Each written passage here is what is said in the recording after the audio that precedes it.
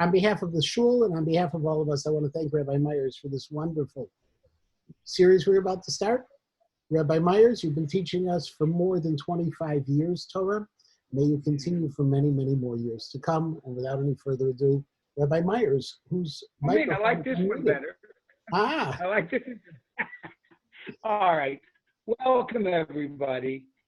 First of all, a little bit about the genesis for this particular class is actually that many years ago, about 20 years ago, I began teaching this course at TI and at the yeshiva as well, but mostly at TI. And I've spent a good part of the last 2 decades thinking about how we can make and improve everything. When it first started, of course, I would give I'd write things out, and we'd look at very rough pictures. Now we're through the wonderful opportunities we have through Zoom.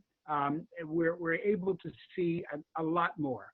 So what I'm going to do is I'm going to begin by making sure I can share the screen, and Rabbi Matanki, who is far more adept at this than I. First of all, let me ask, can you see the screen now, Rabbi? Yes. Yes, okay, we can, but Rabbi Myers, you've turned off your video. I did. Yes. Oh, yes. All right. Let's go back. Picture. Yeah. Oh. All right. We'll start here, and then how do we get my? There may be a problem. Just go share again. Do a share again. Okay. I'll go back to share. Sorry, everyone, for the technical difficulties. And share my screen. Okay. All right. So it's a function of your computer. We're going to keep on going. Yes. We're not going to worry. We're not going to worry about that. We'll go back. If you see me or you don't see me, that's secondary. We're going to go back a little bit, if I can. There we go. Back. Oh, it keeps going forward. 1 second.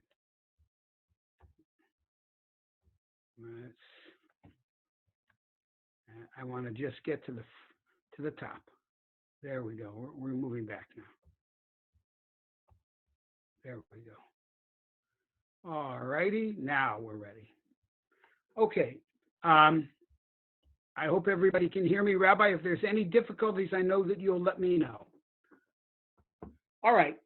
This particular picture is telling for us because it's taken from Har HaTzofim, which is known as Mount Scopus. Sopheh in Hebrew means to look at.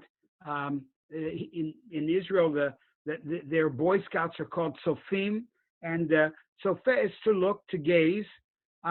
This is Har HaTzofim, which is northeast of the old city of Yerushalayim.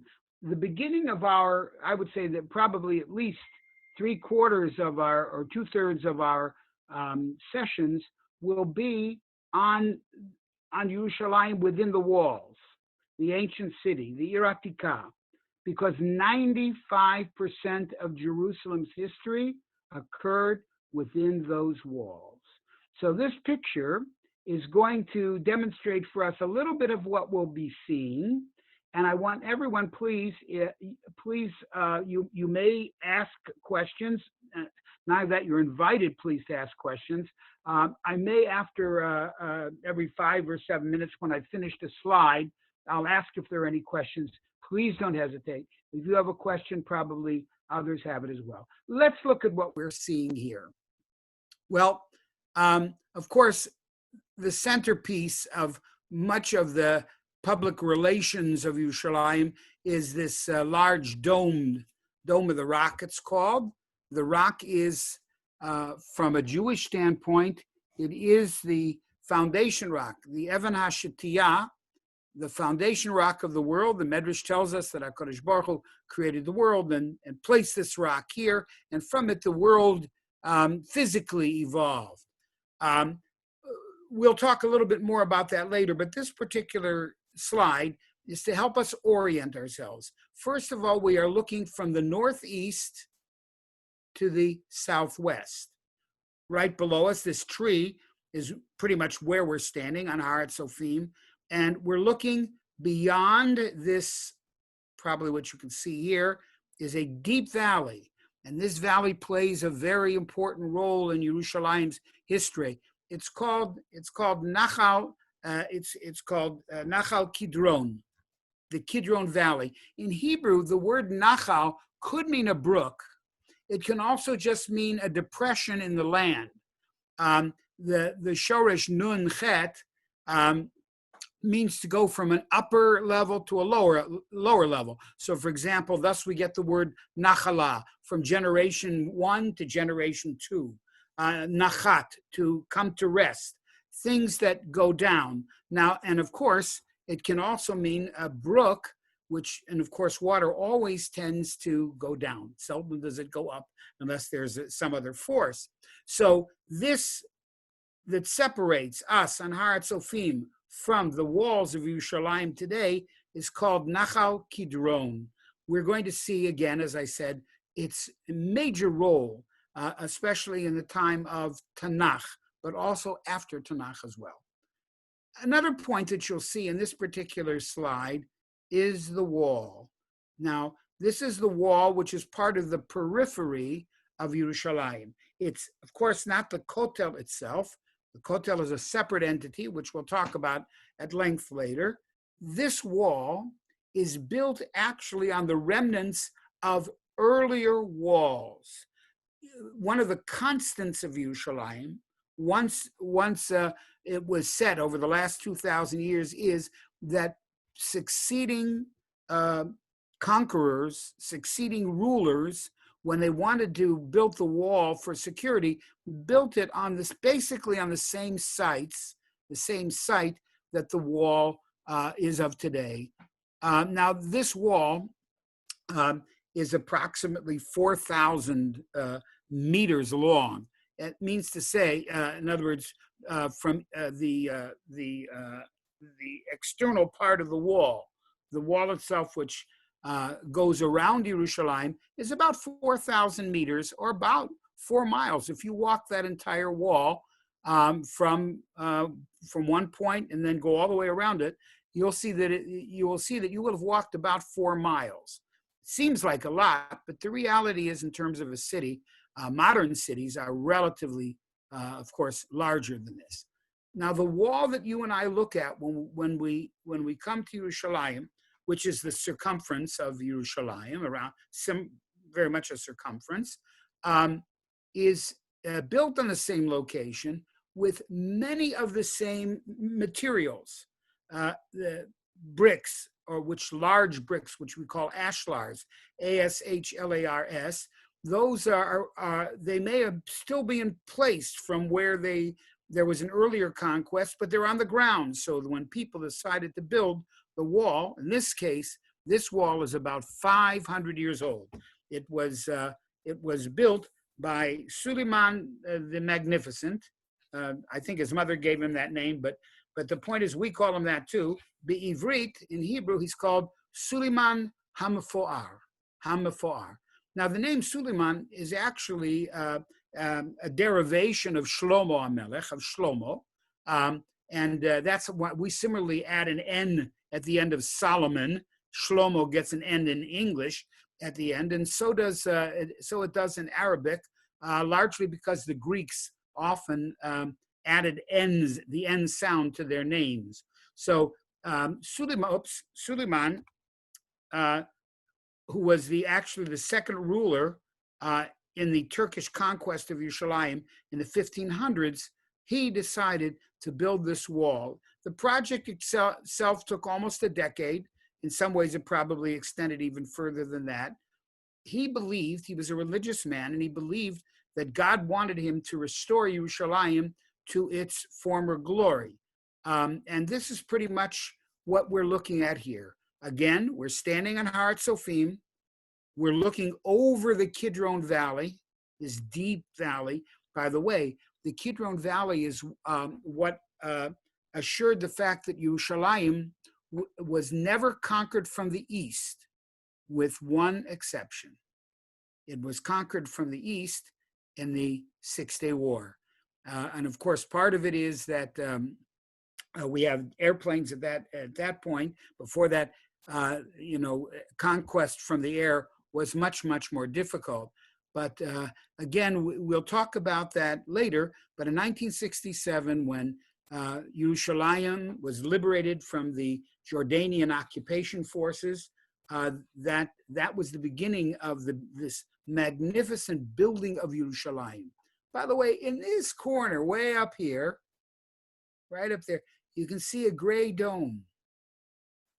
I hope you can see it in the upper right-hand corner. That is the Churva synagogue, the restored Churva synagogue. This picture was taken approximately, I'd say, less than 10 years ago, because the Churva was restored through the efforts of many Jews, but in particular the efforts of the efforts of Jews who came from the former Soviet Union to restore the Churva.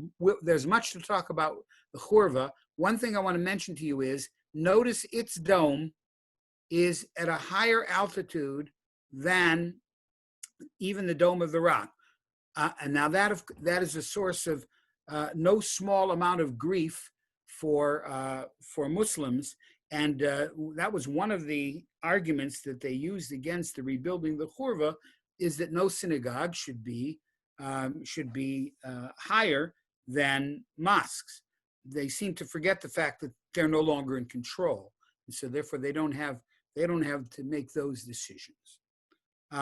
Questions, please, at this point.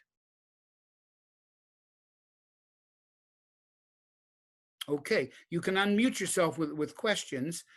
This second slide actually is, the first slide was a picture I'm pretty proud I took. It was taken right up here on Mount Scopus. And what we're looking at here is from the other way around. Our last picture was from the northeast to the southwest. We're looking from the west part of Yerushalayim all the way to the east. Now, first of all, I've got to admit that I certainly didn't take that picture. I certainly didn't take that picture. It's taken from a placemat.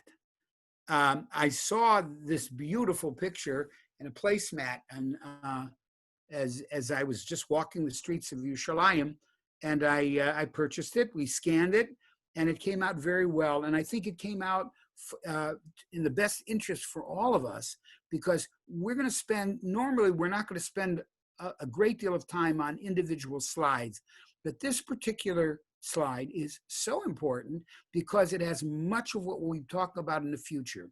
And the course is built on the idea that we will see images recurring, and sometimes stories will be recurring. And that's the way it will be, I think, more solidified in the minds of the people who are taking this particular series of discussions. So you'll be hearing more, in the future, various different stories about what you're seeing, and that will reinforce what you learned earlier. So let's begin. As I said before, the last picture we took was on Har HaTzofim. So let's talk a moment or two about Har HaTzofim. First of all, I'm sure some of you know that, or maybe all of you know, that the complex of buildings on Har HaTzofim is primarily that of the original Hebrew University, the original campus of Hebrew University. Now, it was founded in the 1920s. It was intended to be really a repository of knowledge of the world, of course, knowledge of science, and to provide a knowledge of Judaism in its, shall we say, Wissenschaft sense, that it is something that would be the culture of the Jewish people. And so therefore you can take, when you go to Hebrew University, you can take courses in Tanakh, you can take courses in Gemara, you can take courses in Jewish history, archaeology, so much to do with Eretz Yisrael and Yerushalayim in particular. But of course also there are complete schools of sociology and the behavioral sciences and and of course the natural sciences, which make that particular location a place of almost electric type of intellect and intellectual growth. That's Hebrew University. But Hebrew University is not the only structure on Har Hatzofim, on Mount Scopus. In addition to that, we have one of the great research hospitals in the world that was founded there, and that's the Hadassah Medical Center.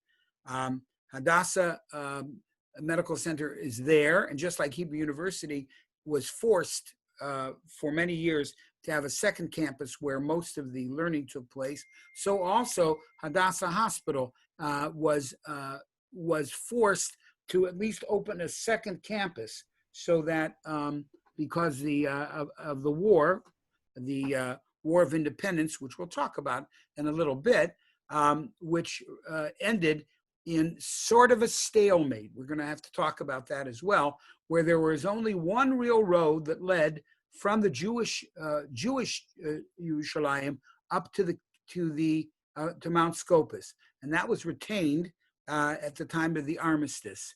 And there were regular relieving of doctors and medical staffs, and to some degree some faculty on both campuses. And of course, tragedies took place too, because on those roads, unfortunately, Arabs used those very roads, to destroy both caravans and groups of people who were, some who were going up to Har Hatzofim, some coming back.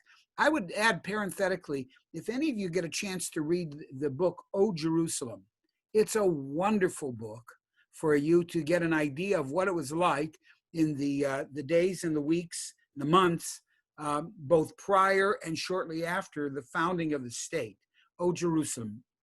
And they describe in unfortunately vivid detail the attacks that took place.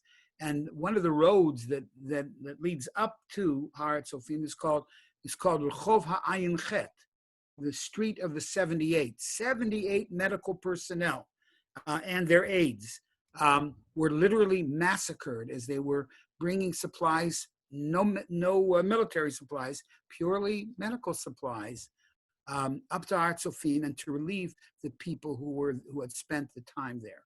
Now, this is what we call a Reches Harim. It is a sort of a chain of mountains. This is Har Hatzofim. Now, in the middle, this structure here is interesting. It's called Augusta Victoria. It was in the 19th century. A lot of many non-Jewish people and countries from which they stemmed set up various institutions in Eretz Israel, churches. Sometimes they were not only churches, but they were centers, cultural centers, etc., for archaeology and other sciences, because the 19th century Yerushalayim and Eretz Israel in general was the focus of a great deal of archaeology and a great deal of religiosity, because the Christians in the 19th century, in the 1800s, believed that the Mashiach was at hand. The Jews, for completely different reasons, believed that Mashiach was at hand. Because we did it largely, those who did, not everybody did, but those who did believe that Mashiach was coming, was largely because of the fact that Jews were granted civil rights and citizenship in many countries in Europe, and many Jews felt that this is the time of the beginning of the Mashiach.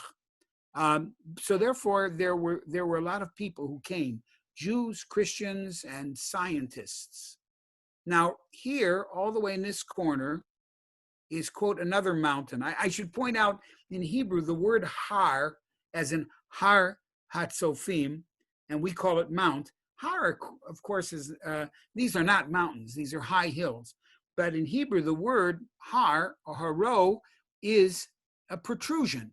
That's why women who are pregnant are said to be beherayon, all right? Because we can tell, when people can tell when when they're in the latter stages of pregnancy. That's the hirayon. And the word har comes from the same root. So with apologies to those people who are insulted by that, but that's pretty much how the two are linked. Now here you have har hazetim. Right here, you're only seeing a small portion of har hazetim on this particular image. Now, and what you're looking at here primarily is the cemetery, the largest Jewish cemetery in the world, that and Warsaw, but it goes all the way around the mountain. There are churches here too, Russian churches here. Again, Russian Orthodox churches, because there was a revival of interest in Eretz Israel, even in the among European non-Jews. Now, let's talk a little bit about Har HaZeitim. Har HaZeitim means the Mount of Olives, and it owes its name to the fact that many of there were many olive trees on and around Har HaZeitim, and that's where the olives came from for the various different rituals in the Beit HaMikdash, whether it was rituals that had to do with the menorah, the daily lighting of the menorah, or other such rituals which required lighting as well. They were taken from Har HaZeitim. But Har HaZeitim has other names as well. For example, it's also called in Mishnayot, it's called Har HaMishcha, Har HaMishcha. Again, taking from the idea of the anointing of oil, Mishcha. The word Mashiach comes from that as well, because the Mashiach, of course, was anointed with olive oil poured upon his head. So that's why he's called Mashiach.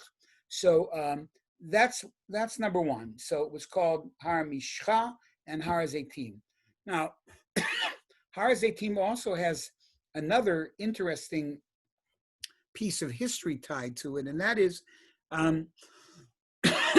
some people believe that the Har HaMashchit, which is alluded to in Sefer Malachim, is really Har HaMishcha or Har HaZeitim. So the word Mishcha and Mashchit really use the same letters. Why? Because near Har HaZeitim, at its foot and around it, there were various different pagan worship sites. Some of them that are attributed to Shlomo HaMelech's missteps, and therefore it was called, instead of Har HaMishcha, it was changed to Har HaMashchit. Other people say that really Har HaMashchit is a separate hill, but it's right in that general area. So that's Har HaZeitim. Now, nowadays, of course, let me say another thing too. It seems, even from the time of Tanakh, that Har HaZeitim was used as a cemetery for burial. For example, our tradition has it that Huldah HaNeviah is buried there. And of course, throughout the ages, especially beginning in the around the time of a little after the Arab conquest, more and more Jews were being buried there. It seems also that the early Muslims allowed Jews to even purchase a tract of land. There is one letter written by Jews just before the Crusade conquest of Yerushalayim, about 30 or 40 years before it. They said, listen, Jews came with Muhammad's men to Eretz Yisrael, and they were granted a tract of land on Har HaZeitim. And that's what they used there as a burial place, and also as a place to daven.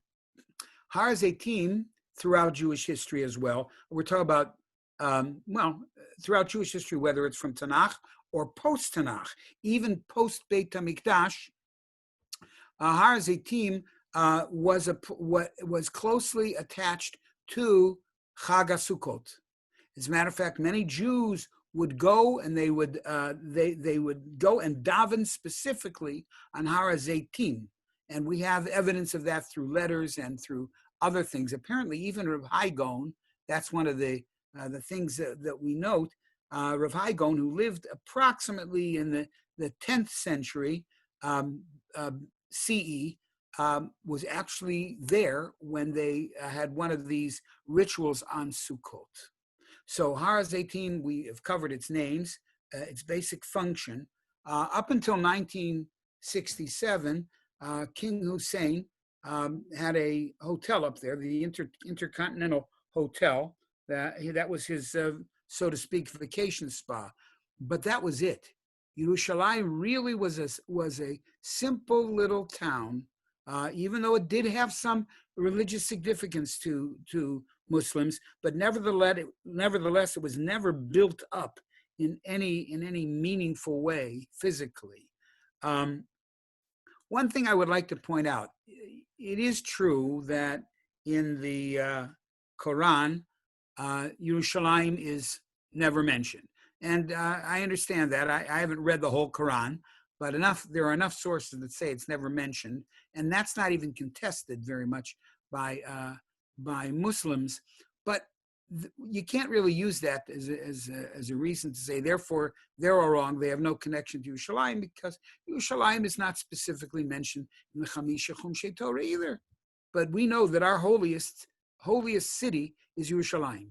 I often say that, it is the way of people to live in cities, but Yerushalayim is a city which lives within a people. And that we can say only about Jews.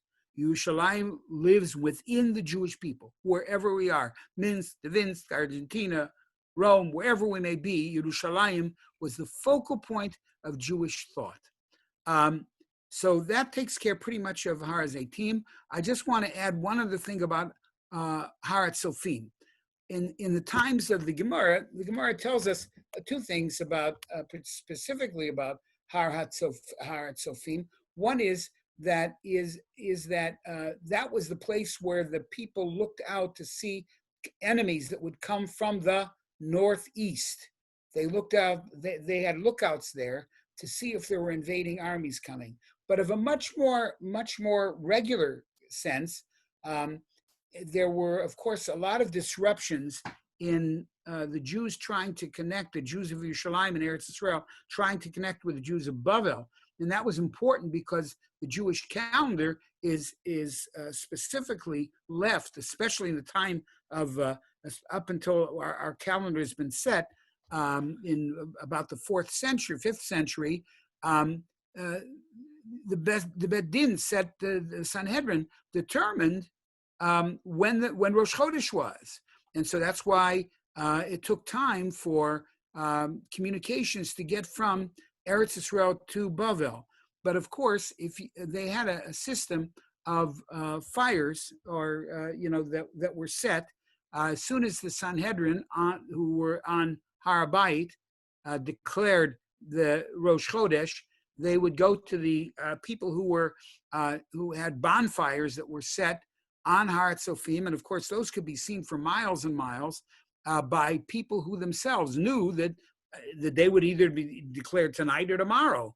So once they saw the fires, they then lit their own fires, and within a relatively short period of time, the Jews of Bavel knew that Rosh Chodesh, whatever is Rosh Chodesh, Sivan Rosh Chodesh, whatever it may be, Rosh Chodesh, Adar, was there. The problem was, of course, was for Rosh Hashanah.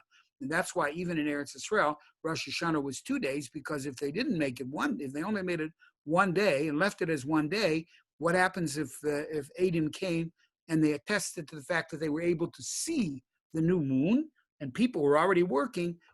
Therefore, we just established as a regular pattern that Rosh Hashanah is 2 days, and to this day, of course, we observe that as 2 days in Eretz Israel. It's the only Chag which is 2 days.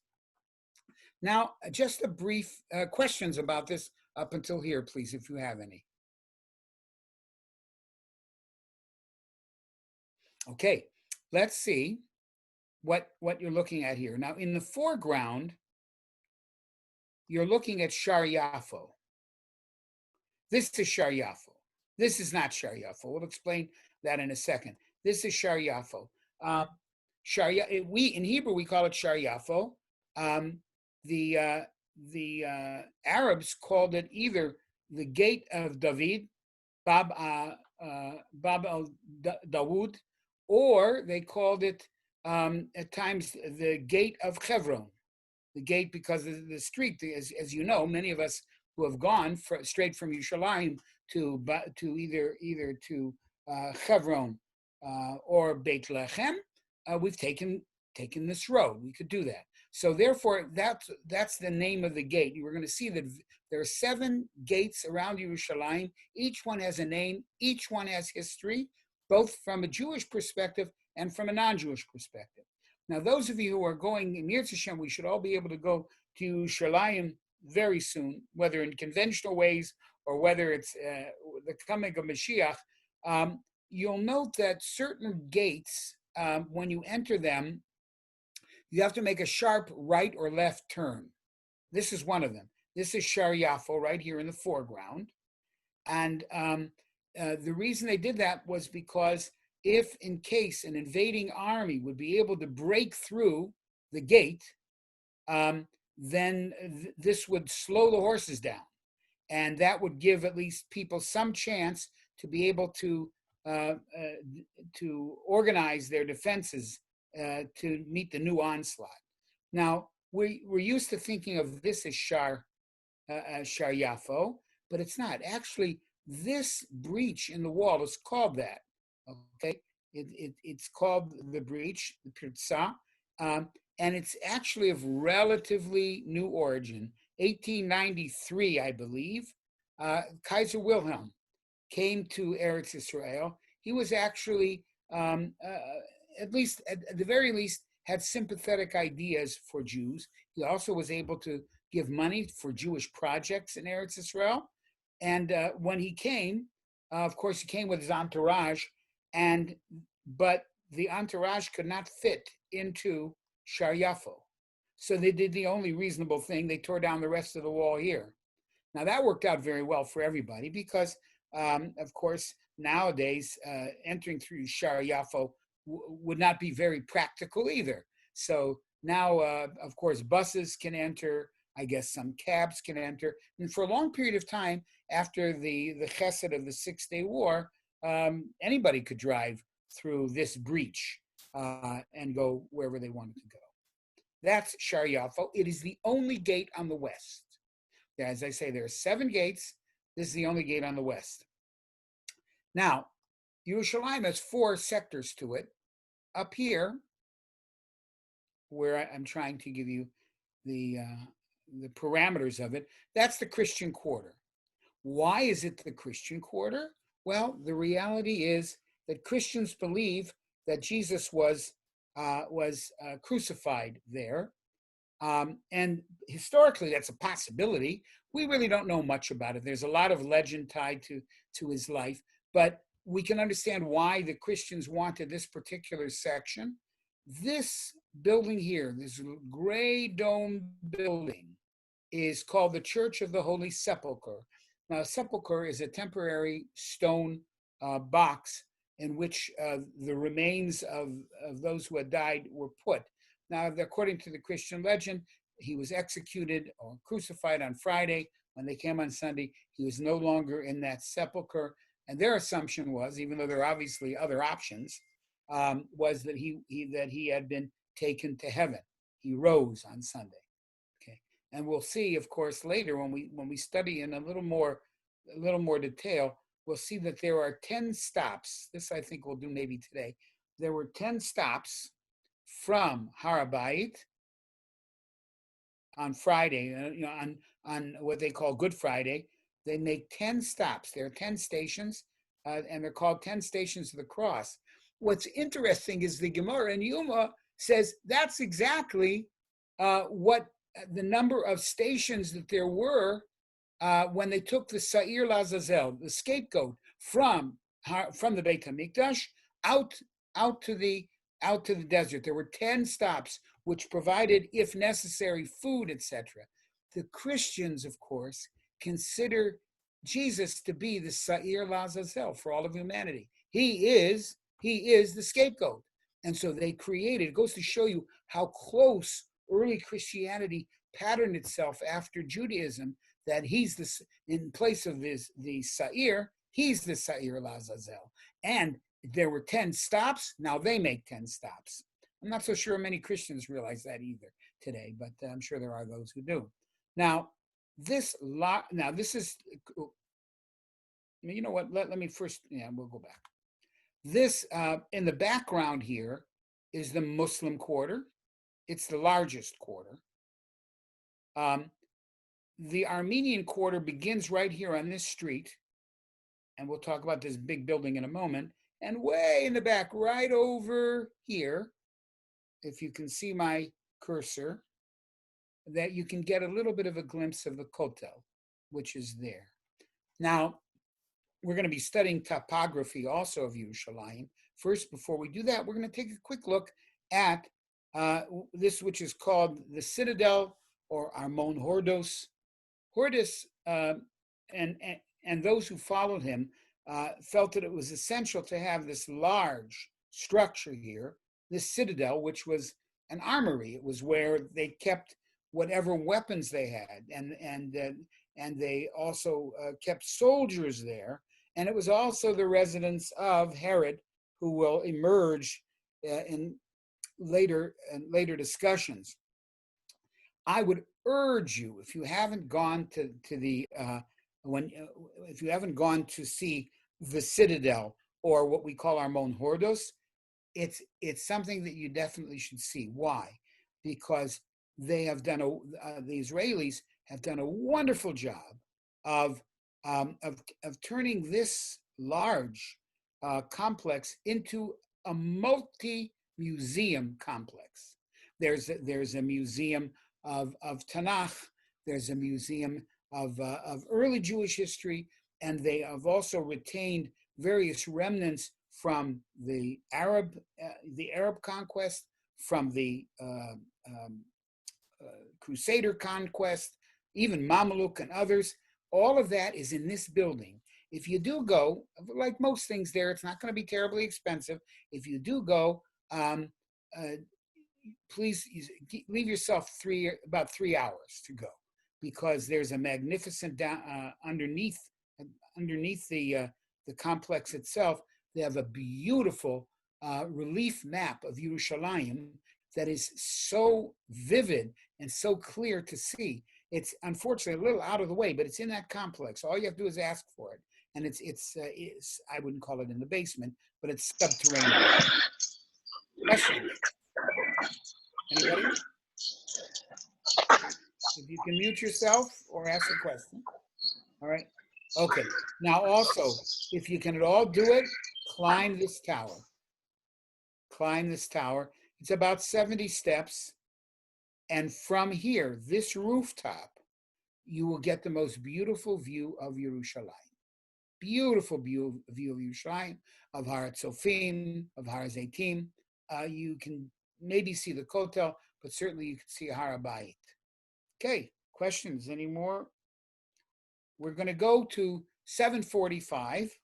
Gives us about 5 more minutes. Now, this is an aerial view of Yerushalayim with the peripheral wall right here going around. As I say, if you walk all of this, almost like they say Yerushalayim is roughly a square mile. So the fact that it is 4,000 meters around the wall sort of is the basic idea of a circumference. So here is Shar Yafo right there, and this is the Christian quarter. This is the Armenian quarter. This large section is the Muslim quarter, and of course here's the Kotel Plaza, the Jewish quarter. Okay. Now, a little bit, this picture, it appears, was taken, probably very shortly after the Chesed of the 6-Day War, because you can see down here, there's not much archaeology that is uncovered here. But it is worthwhile for us to see from above. This, of course, is Har Habayit. Now, this section here, you can see this relatively large street. That street was the dividing line. It was the board. It wasn't the border. Something we have to make very clear. There were no borders after the War of Independence. Once we say there were borders, that means the Israelis are occupiers. Are they occupiers from whom? So the reality is, Israel liberated in 1967 Yerushalayim, along with so much other parts of Eretz Israel, from the Jordanian occupying power, the Jordanian occupying army. You don't hear much about that, but all we are doing is occupying it from occupiers. And that's because there were no boundaries that were set. We won't be able to do that in this course, but the reality is Eretz Israel, by international acclaim, virtually everyone at the time of the League of Nations said the Jews are entitled to that land which we now call Eretz Israel, at the very least from the Mediterranean to the Jordan River. Well, that's a little bit of a digression, but it's important. This is the Jewish section. This is Jordanian. And to this day, those of you who take either the light rail or you walk or whatever you do, there's a light rail stop right here at Shar Shechem, and they call it, Bab al-Amud. Why? Because, well, we'll talk about its name later, but it of course, is really the opening to the Arab section of Yerushalayim, what they call Yerushalayim. So this part here was no man's land. And also over here, what we now call Mamilla Park, that was also no man's land. Many people, unfortunately, were injured and killed if they trespassed into this area. Now, the word Mamilla is an interesting word. It's actually a combination of two Arabic words. The Arabic word for Mayim and Allah. So therefore, Mamilla means waters of God. And the reason is because there were a number of stations that were set up in Yerushalayim during the time of the Turks and before, where people who were wayfarers, people who were coming to Yerushalayim, they would be literally watering stations for them. And there's, of course, the Sultan's Pool, which is also a large pool. That's why this area here is called Mamilla. It's an Arabic word. Okay, or actually an Arabic contraction of two words. Any questions? Okay, one more thing that we might say here as we close.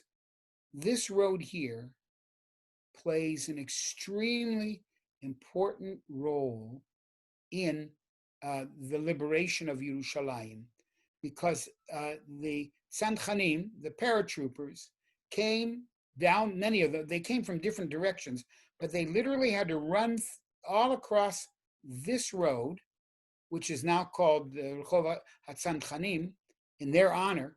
The Jordanians were on the walls shooting at them in 1967.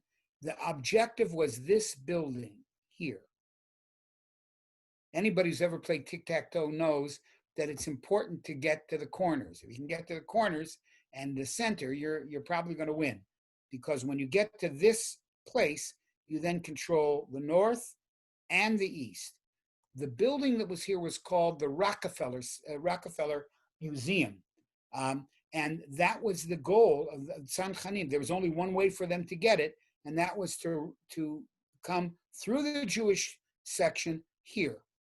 And they did it b'chesed Hashem, with tremendous courage and with unfortunate, serious loss of life.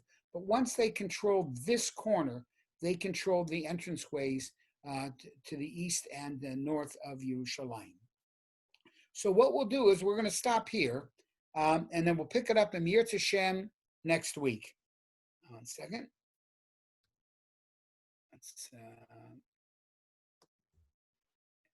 If there are any questions, you can ask it now if there's anything.